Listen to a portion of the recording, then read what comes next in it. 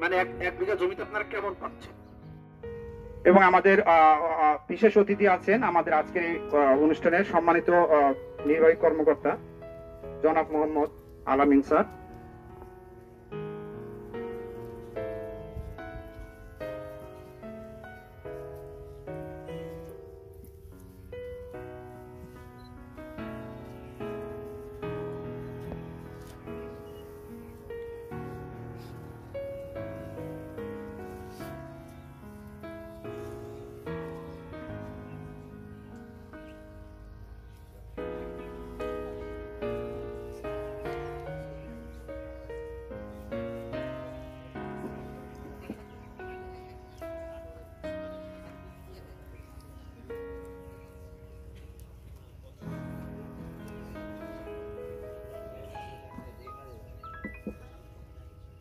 বিসমিল্লাহির রহমানির রহিম।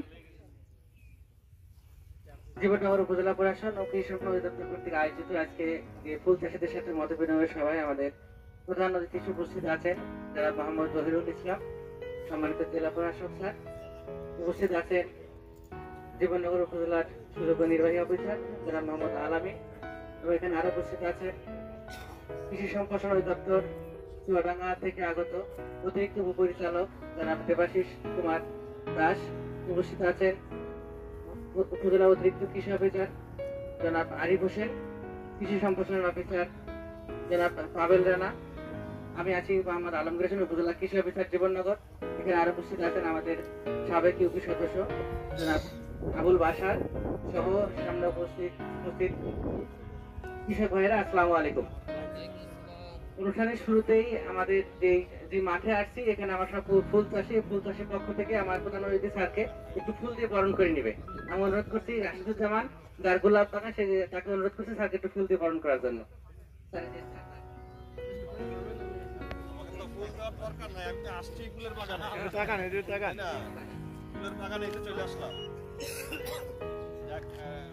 অনেকদিনের শখ আপনাদের সাথে দেখা করা, কারণ অনেকে এই আর কি বলবে যে যশোরের গদখালির গল্প করে, আর পরে কথা বলবে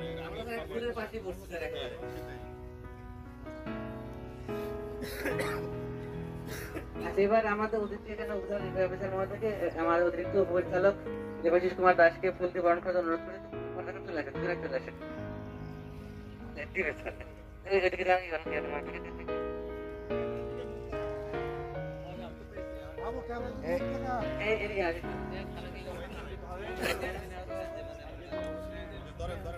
আচ্ছা আমাদের দিকে তাকান।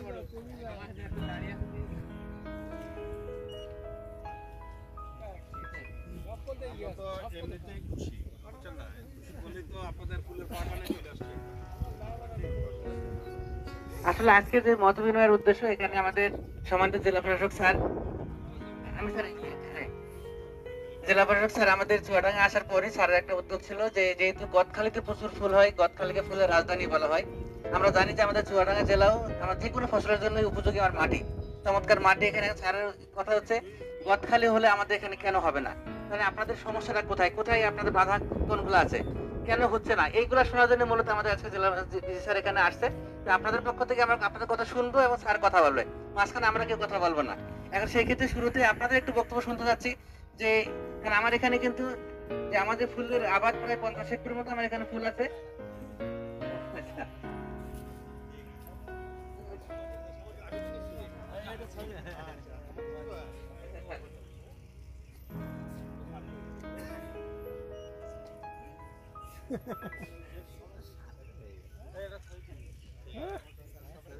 না মানে এই জায়গাটা এসে তাদের কত এরকম সংবর্ধনা আমার যাওয়া তো গেছিল খুব আগে তো বলবো না, মালা দিয়ে খুব সুন্দর লাগাচ্ছে। আচ্ছা, এই পর্যায়ে আমরা সরাসরি আলোচনা চলে যাবো। আমার কৃষকের পক্ষ থেকে একটু কথা বলতে হবে যে আপনাদের বাধাটা কোথায়, মানে ফুল চাষটা কেন কাঙ্ক্ষিত লক্ষ্যে পৌঁছাচ্ছে না, তা আপনাদেরকে উন্মুক্ত কথা শুনবে, একটু কথা বলতে হবে, একটু পর্যায়ক্রমে তার উন্মুক্ত যারা ফিক্সড করে না আপনার মতো কথা বলতে হবে, কথা একটু সামনে এসে কথা বলতে হবে, যে কথা বলবেন। রাশিদুল একটু আপনি শুরু করেন, আপনি কথা বলেন। আসসালামু আলাইকুম।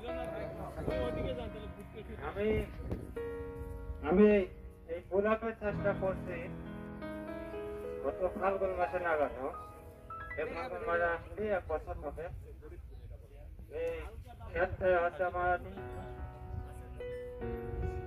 সারা 2 লাখ টাকা সারা, আর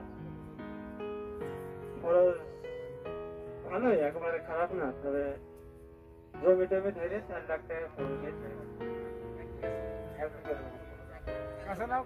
জি জি, 1 বিঘিতে 4 লাখ টাকা খরচ হয়েছে। এখন তো 2 লাখ টাকার মতো মাল বেচছি। সামনে আবার আছে ভালোবাসার দিবস। আল্লাহ যদি ভালো সেভাবে দাম পায় তো একদিনই 2 লাখ টাকার মাল বেচলাম।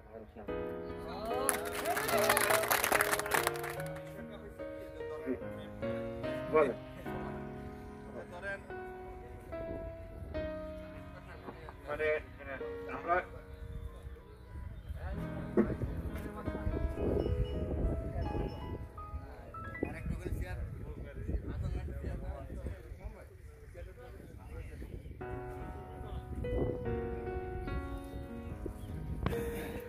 বিক্ষিপ্তভাবে চাষ করেন।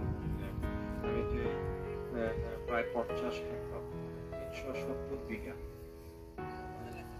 পুরা উপজেলায়, ঠিক আছে, এটা আপনারা জানেন।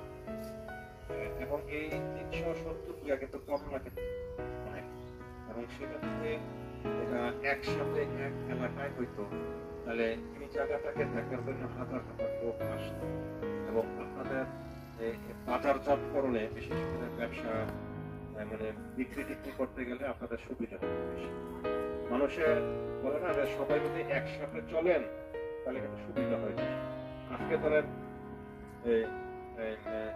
এই যে বিচ্ছিন্ন একটা মাঠের মধ্যে একটা ফুলের প্লট, সেখানে অসুখ বিসুখ বেশি হয়, কিন্তু এটাতে সকল প্লট গুলো যদি এক জায়গায় হইতো তাহলে তাইয়া মানে কি বলবো, এটাতে ক্ষয়ক্ষতির পরিমাণটা, পোকামাকড়ের যে বিষয়টা, এটা তুলনামূলকভাবে কম হয়।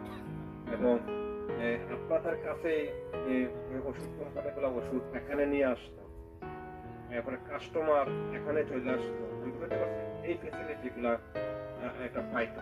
আপনারা স্বাভাবিকভাবে আপনি যখন ওষুধ কিনতে যান, যেখানে বেশি ওষুধের দোকান, আপনি কিন্তু ওই জায়গায় চলে যান, ঠিক আছে, এটা পছন্দ না হলে ওইটা, ওইটা পছন্দ না হলে ওইটা।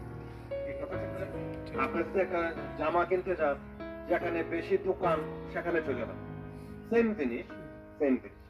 এখন আমি বিশেষ করে আপনার আপনার কাছে শুধু আমার জানার বিষয় যে এই যে আপনি একটা সুন্দর একটা উদ্যোগ নিয়েছেন, এটার পিছনে 2টা কারণ আছে। একটা কারণ হচ্ছে যে আপনার শখ, আপনার ফুল চাষ করবেন। আরেকটা হচ্ছে যে শুধু শখ করতে তো হবে না, দিন শেষে তো আপনার লাভ হইতে হবে। লাভ হয় কিনা এক বিষয়, আর হলো এটা করতে সমস্যা পাই, মানে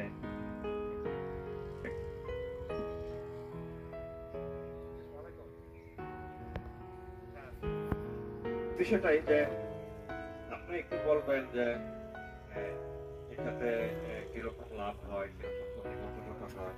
অনেকে সংখ্যা পায় না, হ্যাঁ, আবার অনেকে একটু বাড়াইয়া বলে। আসলে কিছু বিষয় আমরা যেটা গ্রাম অঞ্চলে দেখি, অনেকের জিজ্ঞাসা করলে এই ব্যবসা বাণিজ্য কেমন চলতেছে, না রে ভাই, একেবারে না, উদ্দেশ্য হলো কেউ চাচ্ছে এটা না করে, ঠিক আছে না, এরকম একটা। আবার আরেকটা আছে যে নিজের খুবই লস হয়েছে, এটাও বুঝতে দেন আরেকজনকে, যে কারণ ধারণা ঠিক আছে আমার লস হচ্ছে, আরেকজনের লস হয়, এরকম ইয়ে আছে। আমার অনুরোধ হলে আপনি সত্যটা বলবেন। সত্যটা বললে এখানে ধরেন আপনার মতোই কৃষক, এবং এখানে তো লুকোচুরির কিছু নাই।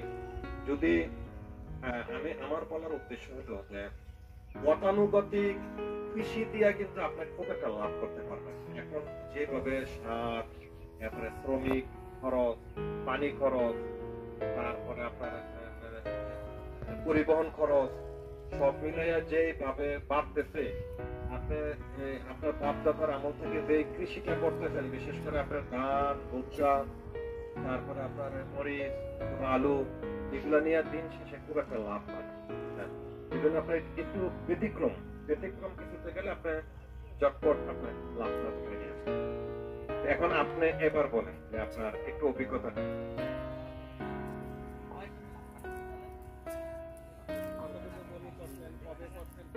আমি এই ফুল চাষ 2000 সালে শুরু করি। অনেক কিছু ফুল চাষ করে ফুল চাষটা করি এমন হাতে মানে প্রতি সপ্তাহে